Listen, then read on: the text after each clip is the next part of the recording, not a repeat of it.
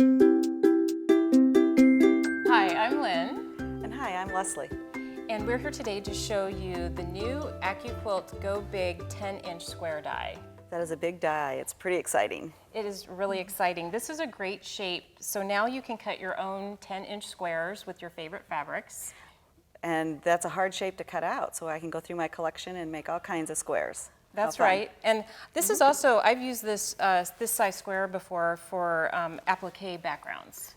That seems like a good, it's a great size, and I can put a quilt top together pretty quickly. Yeah. And a 10 is a really good common division block for designing all kinds of patterns. And what we're going to do today is we are going to show you the pattern that comes with the 10-inch square die, and it's right behind us. It's called the Quatrefoil Squared. And this is the block that we're just going to talk about how to piece that together. And so should we go ahead and get started? Let's get started. Okay, so this is the Go Big electric cutter. These Go Big dies only fit in the electric cutter. All the other Go dies also work with the Go Big cutter. So cool, I can use all the dies in the lineup. That's right. And so because it's electric, we have to turn it on. Okay. But otherwise, all the rules apply when you're cutting with Go dies. So you can still, you can cut up to 6 layers of 100% cotton fabric, and you want to make sure that, especially with these geometric shapes, that you're cutting on the lengthwise grain as it runs through the cutter. And that's because of the stretch of the fabrics. That's right. And so with if you have your selvage edge on your fabric, rule of thumb is that if the selvage edge is facing towards your belly button or towards you, that's a good way to think about it. The other way is if you just tug the fabric one way or the other, you'll get a bit of stretch on the crosswise grain versus the lengthwise grain will be the tough pull. That's what you want going this way through the cutter.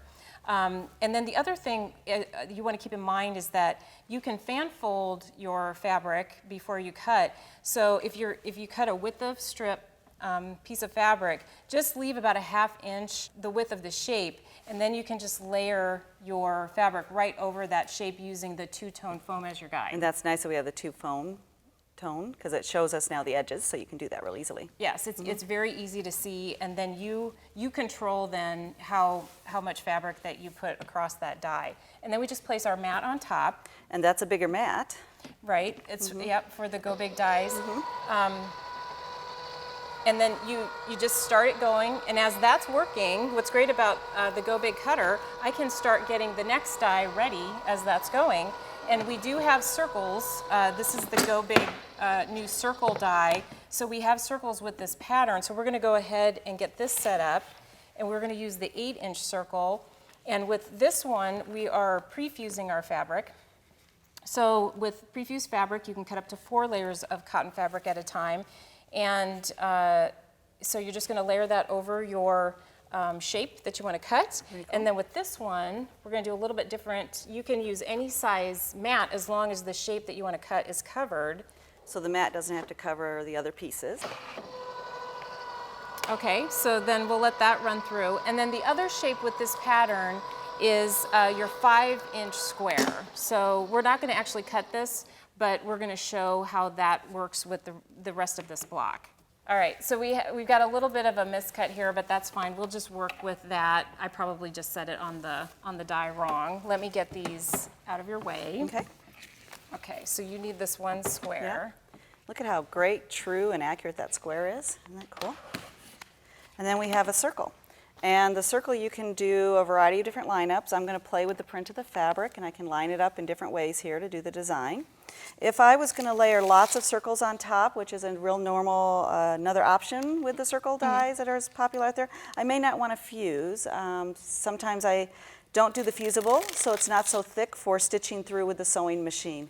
And for placement then, I just do a basting spray and use that as a sticker, in essence. That's a great tip.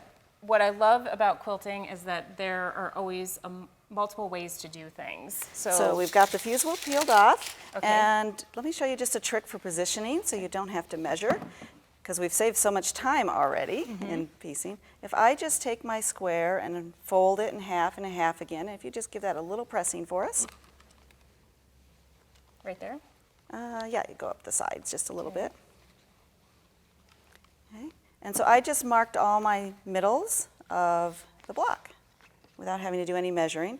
And if I fold my circle halfway, I can just line right up there, and we just centered. That's another great tip. And so then we'll press it here to get the fusible to stick. So in the center of our block, we added then a 6-inch circle and did the same into the center. For the outer edges, we're going to take our circle at this point and cut it in half. Okay, let me take that from you. Thank you. Which is another really great use of our rectangles and circles. So I'm just going to lay my cutter on the 5-inch line and cut in half and get our 2 sections, which would just go right on the end there. So I love this because you've taken 2 shapes, and just by cutting them in half, now that measures exactly with your 5-inch squares. So this really shows the versatility of all of these different dies. Yeah, isn't that cool?